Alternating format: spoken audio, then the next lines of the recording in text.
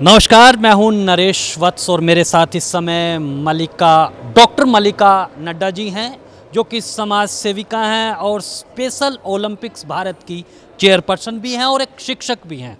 Madam, शिक्षक के बारे में कहा जाता है, गुरु मेरा सूरमा, करे शब्द की चोट, मारे भाला प्रेम का, मिटे भ्रम का कोट। आप 30 सालों से दिव्यांगों के प्रति चेतना जागृत कर रही हैं, कोशिश कर रही हैं। क्या कहेंगी, किस तरह का बदलाव आप देख रही हैं? आज कोवे के कार्यक्रम में भी आप आई हैं। आज कोवे के कार्यक्रम में आने का अवसर मिला और महिला शक्ति जो एंटरप्रेन्योर्स के रूप में आज यहाँ उपस्थित थी, उनके अवार्ड्स का कार्यक्रम था। मुझे लगता है वुमेन लेड डेवलपमेंट की जो बात हमारे आदरणीय प्रधानमंत्री जी करते हैं, उसका एक साक्षात दर्शन आज इस कार्यक्रम में हुआ, क्योंकि सभी एंटरप्रेन्योर्स जो पूरे देश से आए हुए थे वो अपने आप में लीडर्स हैं और एक लीडरशिप के माध्यम से वो लोगों को दिशा भी दे रहे हैं और रोज़गार भी दे रहे हैं। तो मैं बहुत बधाई देती हूँ आज इस कार्यक्रम के आयोजकों को, जिन्होंने ऐसे कार्यक्रमों के माध्यम से महिलाओं को प्रोत्साहित करने का एक विशेष कार्य किया है। और आपने दिव्यांगता के क्षेत्र में जो बात की, मैं दिव्यांगजनों के क्षेत्र में स्पेशल ओलंपिक्स के माध्यम से उनके जीवन में परिवर्तन लाने के लिए कार्य कर रही हूँ। खेल के माध्यम से जहाँ हम उनके जीवन में परिवर्तन ला सकते हैं, वहीं उनको आत्मनिर्भर बनाया जा सकता है। और इंक्लूजन रेवोल्यूशन के तहत स्पेशल ओलंपिक्स पूरे देश भर में स्पोर्ट्स के माध्यम से दिव्यांगजनों के जीवन में परिवर्तन लाने का प्रयास कर रहा है।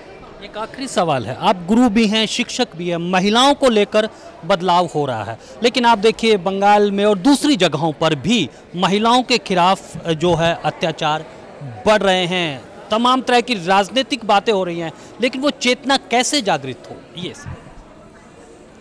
हर विषय पे राजनीति करना यहाँ हमारे देश का ये दुर्भाग्य रहा है। ऐसे संवेदनशील विषय जिसमें महिलाओं का इस तरीके से उत्पीड़न है, हत्या है, इसके एक साथ मिलके जहाँ निंदा होनी चाहिए और कानून व्यवस्था इस तरह की बने कि इस तरह के हाथ से आगे रोके जा सके, वो उसकी आज नितांत आवश्यकता है। और जागृति सिर्फ महिलाओं के लिए ही नहीं, हमारे पूरे समाज में और पुरुषों के प्रति और युवाओं के प्रति ये एक जागृति लाने की आवश्यकता है कि समाज में सभी वर्ग इस तरह के दुर्घटना को रोकने का प्रयास करें। और सिर्फ महिला सशक्तिकरण की हम बात करते हैं तो महिलाएं सशक्त हो रही हैं, लेकिन महिला सुरक्षा अत्यंत आवश्यक है, जो समाज ही दे सकता है।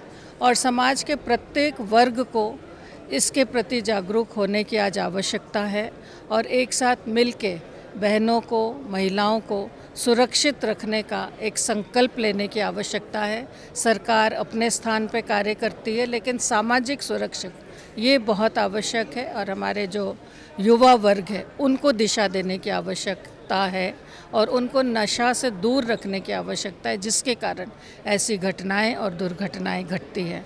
मैं यही आज बोलना चाहूँगी कि हम सब के लिए अत्यंत ही शर्म की बात है और हम सब के लिए दुख की बात है और हम सबको मिलके ऐसे हादसों को रोकने की आवश्यकता है और आगे बढ़ के हमारे बहनों की, बेटियों की सुरक्षा के लिए कार्य करने की आवश्यकता है। कड़े कानून की भी आवश्यकता है। एक वर्ग तो पूरा उद्वेलित है और आज तक भी भारतवर्ष द्रौपदी के उस दंश को नहीं भूला है, उस अपमान को नहीं भूला है। कड़े कानून की आवश्यकता की बात हर वर्ग कर रहा है और मुझे लगता है कानून के साथ साथ दंड देने की आज बहुत आवश्यकता है। ऐसे जो लोगों को हम चिन्हित करते हैं उनको तुरंत दंड मिले, तभी मुझे लगता है ऐसे विषयों की रोकथाम हो सकती है। बहुत बहुत शुक्रिया। तो डॉक्टर मल्लिका नड्डा जी का कहना था कि नारी का सम्मान, राष्ट्र का सम्मान और कड़े कानून भी उठाने चाहिए और एक चेतना जो है वो जागृत हो रही है। तो आज के लिए बस इतना ही।